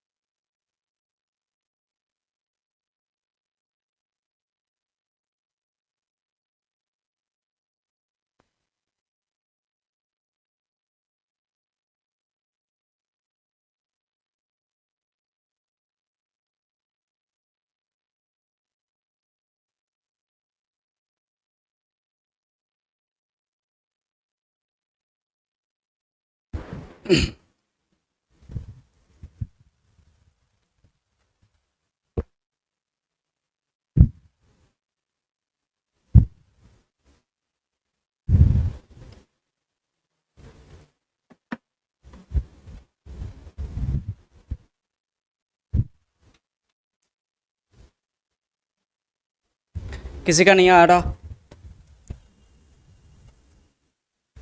सुनना, पहले आप एक बात बताओ कि अगर मैं एक वाटर मॉलिक्यूल को देखता हूं तो एक वाटर मॉलिक्यूल में कितने प्रोटॉन्स कितने इलेक्ट्रॉन्स? दो दो प्रोटॉन्स हुए किसके? हाइड्रोजन के। और 8 प्रोटॉन हुए किसके? ऑक्सीजन के। कितने हुए? 10। 10 प्रोटॉन 10 इलेक्ट्रॉन, इसलिए तो वो न्यूट्रलाइज है। अरे H2O पे कोई एक्स्ट्रा चार्ज है क्या? नहीं। यानी कि आप क्या बोलेंगे? 10 प्रोटॉन्स है इसके ऊपर और 10 इलेक्ट्रॉन्स भी हैं। क्लियर है? अब सोचो कि अगर मैं ये पता कर लूं, अच्छा एक, मैं तुमसे एक सिंपल सा सवाल पूछता हूं, मैं पूछता कि एक वाटर मॉलिक्यूल पर कितना चार्ज है, कितना पॉजिटिवली चार्ज है या कितना नेगेटिवली चार्ज है, तो आप क्या कहते कि +10 ही है या फिर -10 ही है? अरे यही तो कहते कि एक प्रोटॉन कितना चार्ज कैरी करता है? +E। तो कितने प्रोटॉन्स हैं हमारे पास? 10। तो कितना चार्ज हुआ? 10E। समझ लो बातों को, 10E। और इलेक्ट्रॉन पर कितना? -10E। -10E ये है। लेकिन एक हाइड्रोजन, ये एक वाटर मॉलिक्यूल की तो बात नहीं हो रही है। क्या बोल रखा है उसने? 180 ग्राम आपको पानी है, तो 180 ग्राम में कितना वाटर होगा, कितना वाटर मॉलिक्यूल होगा, ये आपने निकालना है। 180 ग्राम में कितना वाटर मॉलिक्यूल्स होगा, ये आपने निकालना है। कैसे निकालोगे? 180 ग्राम में कितना मॉलिक्यूल्स, वाटर मॉलिक्यूल्स हैं? नहीं, वो तो 1 मोल के हिसाब से ना। सबसे पहले, अच्छा ठीक है, 180, मैंने बोला कि 250 ग्राम है, 300 ग्राम है, 400 ग्राम है, ऐसे पानी मैंने बोल दिया। क्या करोगे? सबसे पहले नंबर ऑफ मोल्स निकाल लो।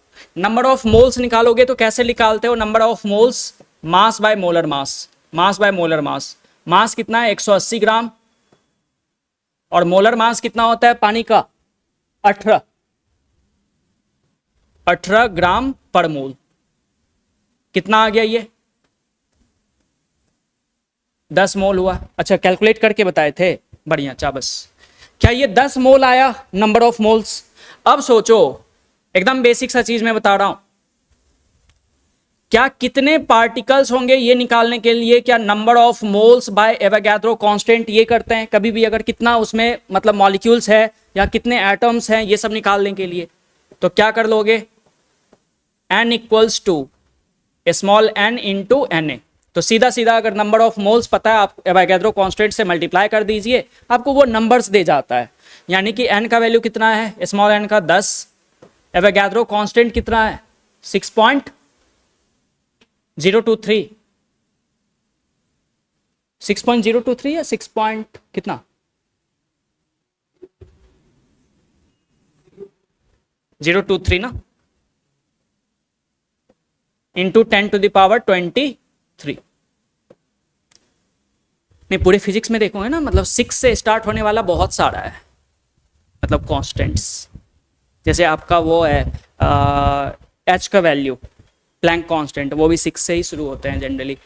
ओके, तो एन का वैल्यू कितने के बराबर आ गया? नंबर ऑफ वाटर मॉलिक्यूल्स आपको पता चल गया है कितना, 6.023 इंटू 10⁻24।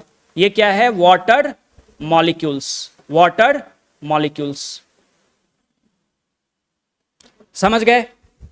अब unitary method, 1 water molecule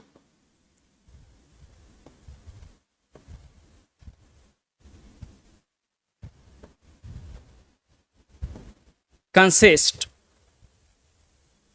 1 water molecule consist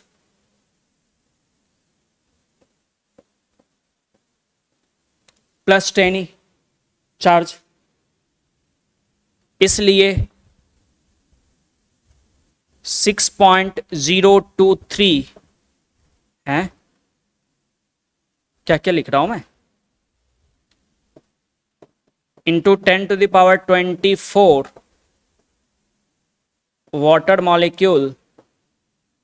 molecules consist, कितना चार्ज? तो 6.023 इंटू 10⁻24 इंटू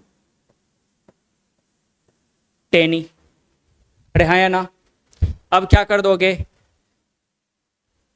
यहां से E का वैल्यू रख दोगे 1.6 इंटू 10⁻⁻19, तो 6.023 into 10⁻25 into 1.6 into 10⁻⁻19 coulomb. Clear है? ये अभी मैं क्या निकाल के लेके आ रहा हूं? Positive charge. इतना ही होगा नेगेटिव चार्ज। अरे न्यूट्रल है H2O, तो कितना आ गया कैलकुलेशन करके? ये 1.6 ले लो, इसको 6 ले लेना, तो 9.6 इंटू 10⁻, कितना? देखो एक बार, 6 ना, 6 कूलम्ब। क्या कहते हो? ठीक है, तो इस तरीके से ये बोल सकते हैं 9.6 इंटू 10⁻6 कूलम्ब आ जाएगा। मतलब ये प्रोटॉन्स आपने निकाला है कि मतलब पॉजिटिव चार्ज, ये बेसिकली आपने निकाला है। क्या निकाला है? Positive charge. अगर नेगेटिव चार्ज बोलते तो कितना होता? -9.6 इंटू 10⁻6 कूलम्ब। कोई दिक्कत तो यहां तक बोल सकते हैं। सही है? तो ये, हालांकि ये सवाल शायद मुझे जहां तक याद है एनसीईआरटी के इलस्ट्रेशन का ही है।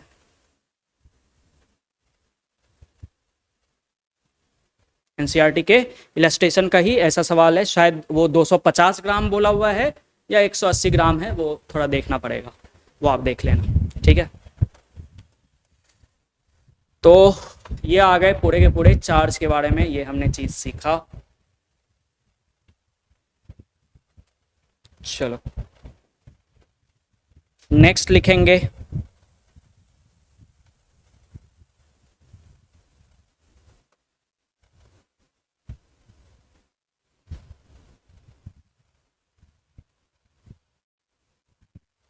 Coulomb's law.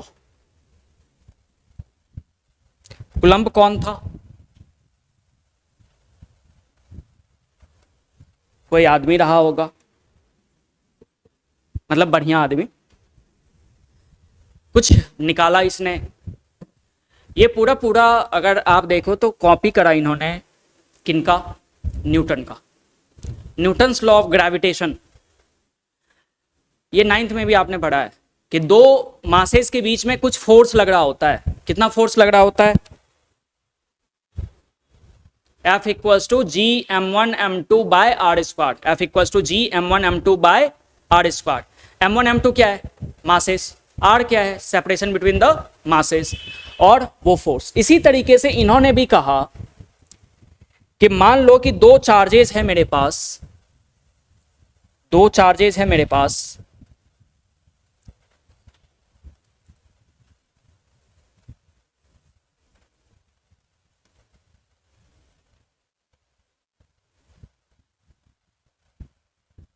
मान लो इसका रेडियस a है, उसका रेडियस b है, ये a ये b,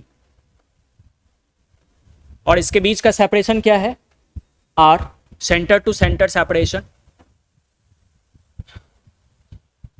और ये इसके बीच कोई मीडियम एज सच नहीं है, क्या है, वैक्यूम, क्या है, वैक्यूम। ए और बी इसके बॉडी के रेडियस मान के मैं चल रहा हूं, तो बोला गया है कि Coulomb's law is applicable only for point charges, Coulomb's law is applicable only for point charges. अब पॉइंट चार्जेस किसको कहते हैं, पॉइंट मासेस किसको कहते हैं, ध्यान सुनिएगा, पॉइंट चार्जेस किसको कहते हैं, पॉइंट मासेस किसको कहते हैं। पॉइंट मासेस समझ जाओगे, वही पॉइंट चार्जेस भी है। क्या वी आर पॉइंट मासेस, क्या हम लोग पॉइंट मासेस हैं, पॉइंट मासेस हैं, नहीं। क्या पॉइंट मासेस हो सकते हैं, बन सकते हैं, बन सकते हैं। या तो आपको इतना कॉम्प्रेस कर दिया जाए कि आपका पूरा का पूरा डायमेंशन ही खत्म हो जाए कॉम्प्रेस करके, या फिर दूसरा तरीका है कि जीवित रहते हुए पॉइंट मास कैसे बनना है। तो मान लो कि आप यहीं रहो, हम चले जाएं अपना बिहार, और फिर एक दूसरे को अगर हम देखें, मान लीजिए दिव्य दृष्टि है हमारे पास, तब जो देखेंगे तो वो क्या लगेगा, काफी छोटा छोटा, आप भी लगोगे छोटे, मैं भी लगूंगा छोटा। जैसे आप एरोप्लेन को देखते हो, क्या छोटा लगता है, अरे देखने में छोटा लगता है कि नहीं लगता, क्यों, because of relative separation, because of relative separation, क्योंकि वो हमसे बहुत दूर है और आप उससे बहुत दूर हैं, इस वजह से वो सेपरेशन बहुत ज्यादा होने की वजह से एक दूसरे को क्या दिखता है, पॉइंट की तरह दिखता है। समझ गए। तो पॉइंट मासेस क्या कहेंगे कि if separation between the bodies is much much greater than their individual dimensions, much much greater than their individual dimensions, तो वो क्या कहलाएंगे, पॉइंट मासेस या फिर पॉइंट चार्जेस कहलाएंगे। तो मैं क्या कहूंगा, सबसे पहले if r is far far greater than a and r is far far greater than b, then मान लो कि इस पर चार्ज आपने Q1 बोला हुआ है, इस पर चार्ज आपने Q2 बोला हुआ है, Q1 and Q2 are treated as a point mass, point charge, sorry, treated as point charge। समझ गए बातों को। अगर ये पॉइंट चार्ज है तो अब देखो सीधा सीधा क्या करते हैं, यही चीज मास के लिए भी एप्लीकेबल है। अगर m1 m2 बोलते तो क्या बोलते कि m1 and m2 are treated as point masses. मान लो यहां पर ये Q1 है, पॉइंट अब पकड़ लिया हमने, और यहां पर ये Q2 है, और इसके बीच के सेपरेशन को हमने क्या बोल दिया, ये सेपरेशन R है, ये सेपरेशन R है, और बीच में चार्ज Q1 और Q2 के बीच में चार्ज जो है, मतलब मीडियम जो है वो क्या है, वैक्यूम, क्या है, वैक्यूम है। समझ लो बातों को।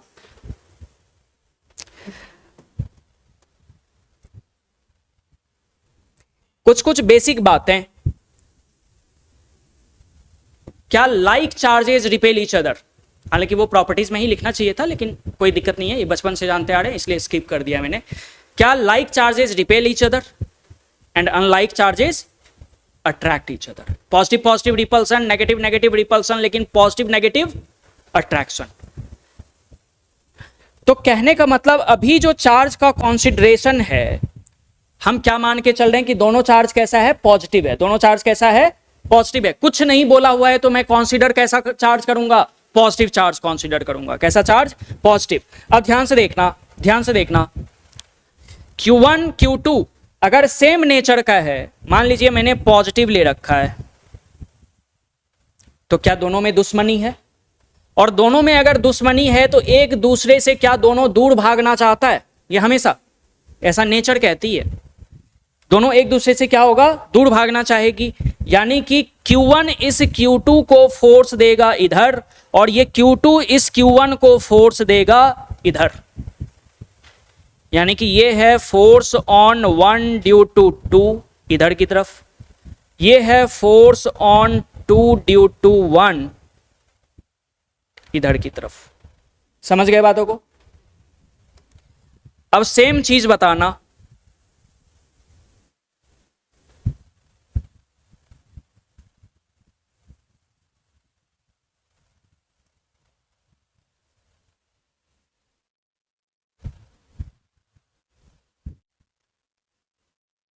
ये है नेगेटिव और ये भी है नेगेटिव। क्या फोर्स का डायरेक्शन सही है या गलत है? फोर्स का डायरेक्शन सही है या गलत है? गलत है। क्या दोनों चार्जेस नेगेटिव ही हैं? तो नेगेटिव नेगेटिव है तो दुश्मनी ही रहेगा ना, तो दुश्मनी है तो दूर ही तो जाएगा एक दूसरे से। तो बस ये चीज समझ के रखना है कि अगर सेम नेचर का चार्ज है तो वो हमेशा क्या होगा, उसके बीच रिपल्सन। क्या होगा उसके बीच? रिपल्सन। हमेशा याद रखना है, like charges repel each other, like charges मतलब सेम सेम साइन, तो like charges repel each other and unlike charges attract each other. तो क्या ये नेगेटिव नेगेटिव था तो ये क्या दे दिया? रिपल्सन। अगले में देखो,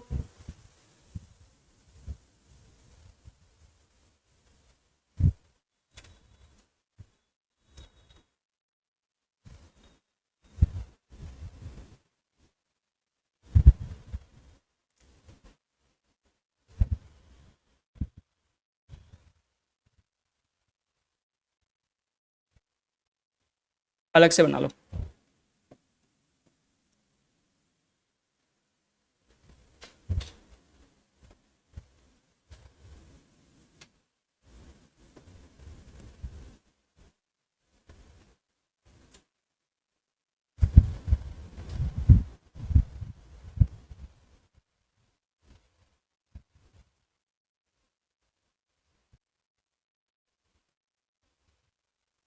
सेपरेशन कितना है? R, और ये है वैक्यूम, इसके बीच क्या है?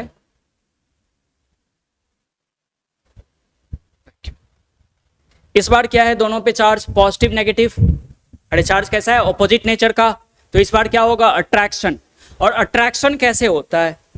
क्या ये नेगेटिव इसको अपनी तरफ खींचेगा और ये दिख नहीं रहा होगा, ये नेगेटिव चार्ज यानी कि -Q2 इसको अपनी तरफ खींचेगा और +Q1 इस -Q2 को अपनी तरफ खींचेगा, यानी कि force on 1 due to 2 attractive, force on 2 due to 1, क्या ये भी अट्रैक्टिव? अरे है कि नहीं है? आप इन सारे में देखो, किसी में भी देखो, आप किसी में भी देखो और ये देख के बताओ कि क्या मैंने ये सही लिखा है या गलत।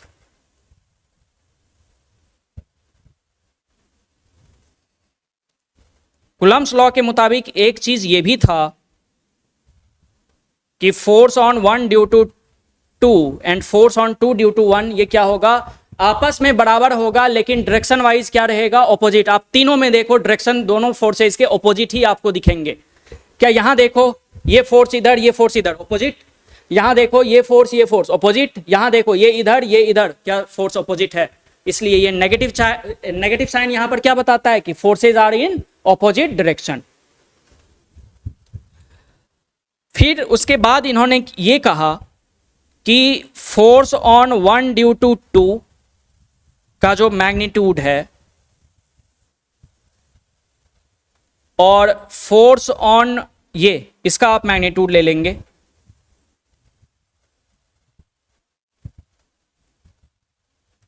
इसका आप मैग्नीट्यूड ले लेंगे, ये आपस में बराबर रहता है और एक कॉमन फोर्स इसको नाम दे दिया गया F। क्या नाम दे दिया गया? F नाम दे दिया गया। समझ रहे हो क्या? तो ये अब कूलम्ब ने ये कहा, ये सब तो इन्होंने बता दिया कि positive positive repulsion, negative negative repulsion, positive negative या नेगेटिव पॉजिटिव अट्रैक्शन। ठीक। और अट्रैक्शन रिपल्सन में ये सारा कुछ होने के बाद उन्होंने क्या बताया कि दोनों फोर्सेज मैग्नीट्यूड वाइज क्या होंगे, इक्वल होंगे, लेकिन डायरेक्शन वाइज दोनों क्या रहेंगे, ऑपोजिट रहेंगे। और तीसरी सबसे इंपॉर्टेंट बात कि जब भी फोर्स लगेगा तो वो हमेशा along the line joining between the charges, हमेशा line joining between the charges, ये हमेशा, जो कि मैं आगे लिखूंगा। अब इन्होंने देखो कैसे, इन्होंने कॉपी करा किससे, Newton. Force is directly proportional to the product of charges, force is directly proportional to product of charges and inversely proportional to square of the separation between the charges. क्या, inversely proportional to square of the separation between the charges. तो देखो मतलब चोरी करने के लिए भी दिमाग चाहिए। कैसे दिमाग, तो अभी देखना। रात उठा, मतलब रात में ये मतलब सारा कुछ किया, चोरी तो रात में ही होता है कि नहीं है, तो रात में ये सारा कुछ डेड्यूस करा कि force is directly proportional to Q1 Q2 inversely proportional to 1/r²। अब पुलिस आया वेरिफिकेशन के लिए, कहने का मतलब दूसरे साइंटिस्ट जो थे उन्होंने कहा कि अगर मान लो कि इन्होंने पूरा तो कॉपी करा किससे, न्यूटन से। न्यूटन के मुताबिक ग्रेविटेशनल फोर्स कैसा वैरी करता था, directly proportional to product of masses and inversely proportional to the square of the separation. तो उसने कहा कि आपने जो कॉपी करा न्यूटन साहब का, उसमें तो उनका मास जो था वो तो हमेशा पॉजिटिव रहता है, लेकिन आपका चार्ज तो नेगेटिव भी हो सकता है। अरे हो सकता है कि नहीं, तब फिर तो पॉजिटिव पॉजिटिव के लिए ये ऐसा रहेगा, नेगेटिव पॉजिटिव के लिए तो फिर ये नेगेटिव हो जाएगा। तो इन्होंने बोला नहीं नहीं ऐसा नहीं है, मैं चोरी क्यों करूंगा, मैंने चोरी वोरी नहीं की, बस तुम क्या करो एक मॉड ले लो इधर। बातों को समझे क्या, बस खत्म। अब M1 M2 भी प्रोडक्ट ऑफ मासेस हमेशा पॉजिटिव होता है और Q1 Q2 का भी प्रोडक्ट हमेशा क्या रहेगा, पॉजिटिव रहेगा। तो ये बात थी, तो इसलिए कहते हैं चोरी भी होती है तो सातिरता से, है ना। अच्छा, अब दूसरा चोरी, और दूसरा चोरी में मतलब देखो कॉपी कितना भी बेहतर करो, ओरिजिनल ओरिजिनल होता है, अरे है कि नहीं है। तो इन्होंने कहा कि इस प्रोपोर्शनलिटी को मैं हटा के एक कांस्टेंट इंट्रोड्यूस करूंगा, जैसे न्यूटन ने करा। M1 M2 प्रोपोर्शनल 1/r² के प्रोपोर्शनल फोर्स था, तो प्रोपोर्शनलिटी हट के क्या कैपिटल G बना था, capital G M1 M2/r²। Same उसी तरीका से यहां भी इन्होंने क्या करा कि प्रोपोर्शनलिटी कांस्टेंट को इंट्रोड्यूस करा और लिखा F = K Q1 Q2 का mod bye r², Q1 Q2 का मॉड बाय r², ऐसा इन्होंने लिख डाला। फिर कुछ लोग आए, फिर पूछे कि आपने तो कॉपी किया, तो फिर ये बोले कि मैं कॉपी क्यों करूंगा। तो लोगों ने बोला कि क्या आपका जो K है क्या वो हर जगह वैलिड हो पाता है, किसी भी मीडियम में मैं रखूं, यानी कि क्या आपका K न्यूटन साहब के कैपिटल G की तरह क्या यूनिवर्सल है। तो इन्होंने जवाब दिया नहीं। तो फंस गए वहां जाके कि मेरा K तो यूनिवर्सल नहीं है, मेरा K ऐसा है कि कभी भी चेंज हो सकता है, मेरा K ऐसा है जो कभी भी चेंज हो सकता है, लेकिन कैपिटल G कभी चेंज नहीं होता, क्योंकि वो यूनिवर्सल ग्रेविटेशनल कांस्टेंट है।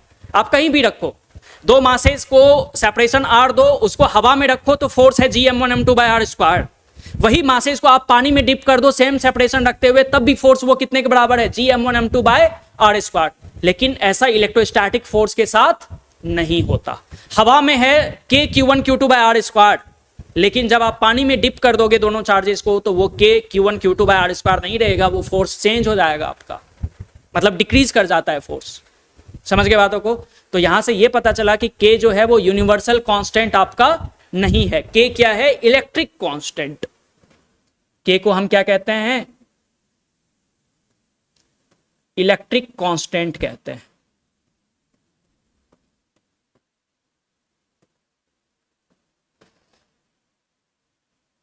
और ये K का जो वैल्यू है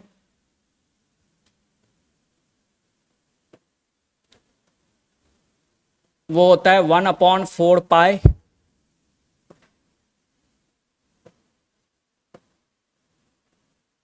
epsilon not, 1/4 pi epsilon not. और ये पूरा पूरा वैल्यू कैलकुलेट होके आता है 9 × 10⁹ 9, 9 × 10⁹ 9। और आप ये बताओ कि इसका यूनिट क्या चलेगा, यूनिट क्या चलेगा, जल्दी से बताओ। के का यूनिट, के यहां है, यहां फोर्स तो न्यूटन, यहां मीटर का स्क्वायर है तो न्यूटन मीटर स्क्वायर, यहां कुलम कुलम कुलम स्क्वायर है तो ये इधर गया। अरे जिसका यूनिट चाहिए उसको एक तरफ, बाकी को एक तरफ। तो क्या आया, F R square by Q1 Q2। तो एफ का न्यूटन, आर स्क्वायर का मीटर स्क्वायर, यानी कि न्यूटन मीटर स्क्वायर पर coulomb square.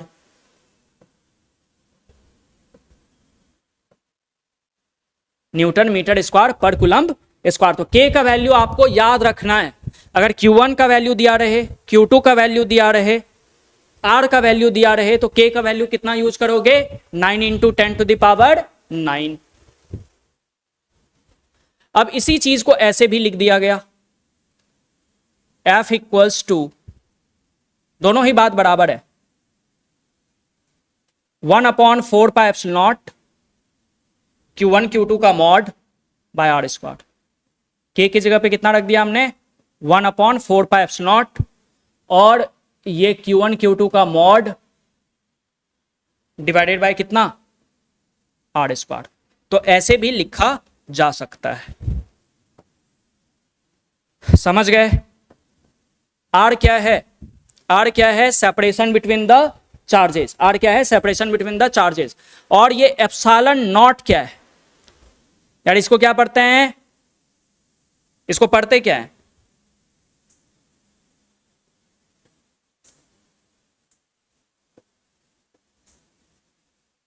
Epsilon not, NOT not नहीं, नॉटी वाला नॉट, समझ रहे हो, ये वाला नॉट, समझ गए। एप्सिलॉन नॉट पढ़ते हैं इसको। और इसको बोलते क्या है, permittivity of free space, permittivity of free space. आप समझ रहे हो ना, जैसे ये, इसको पढ़ते क्या है, W मत बोल देना, ऐसे कौन W लिखता है, ओमेगा, क्या बोलते हैं इसको, ओमेगा। लेकिन क्या इसको आप एंगुलर वेलोसिटी भी बोलते हो, एंगुलर फ्रीक्वेंसी भी बोलते हो, यानी कि ये ग्रीक लेटर है जिसका नाम है कुछ, अरे है कि नहीं है नाम। जैसे मेरा नाम है ओम सर, लेकिन मैं हूं कौन, टीचर। मैं एक क्वांटिटी हूं जो टीचर हूं, लेकिन मेरा नाम एक्चुअली क्या है, ओम है। उसी तरीके से एप्सिलॉन नॉट है ये, लेकिन इसका काम किस तरीके का है, तो परमिटिविटी ऑफ फ्री स्पेस है ये, ठीक है। फिर आप देखोगे कि परमिटिविटी ऑफ मीडियम भी होता है कोई चीज, permittivity of medium, free space का परमिटिविटी एप्सिलॉन नॉट कहलाता है। फिर परमिटिविटी ऑफ मीडियम भी होता है, उसके बारे में भी हम चर्चा करेंगे। फिलहाल ये एप्सिलॉन नॉट का वैल्यू यहां लिख के रख लें कि एप्सिलॉन नॉट का वैल्यू कितना होता है, इसी वैल्यू से आप के का वैल्यू निकाल पाते हो। हालांकि अगर मुझे के का वैल्यू पता है 9 × 10⁹ तो क्या एप्सिलॉन नॉट नहीं निकाल सकता, ये वाला वैल्यू यहां पुट कर दो, एप्सिलॉन नॉट निकल जाएगा। तो एप्सिलॉन नॉट का वैल्यू याद रखना है आपने, 8.85 × 10⁻12। यूनिट बताओ, यूनिट बताओ, एप्सिलॉन नॉट और के क्या इनवर्सली है, तो जो के का यूनिट है क्या एप्सिलॉन नॉट का, उसका रिवर्स यूनिट हो जाएगा, यानी कि क्या, पर न्यूटन पर मीटर स्क्वायर कुलम्ब स्क्वायर। तो ये एप्सिलॉन नॉट का वैल्यू भी आपने याद रखना है। अब इसमें बहुत सारे इंपॉर्टेंट पॉइंट्स हैं जो कि हम अगले दिन डिस्कस कर रहे होंगे, ठीक है।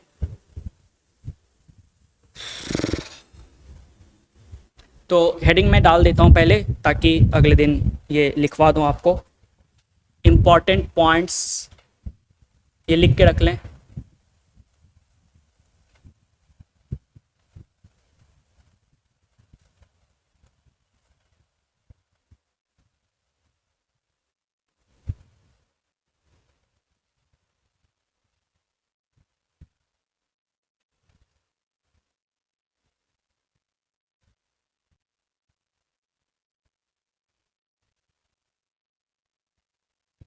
इस फोर्स का क्या नाम कहलाता है? फोर्स का क्या नाम है? Electrostatic force, coulomb force, electric force.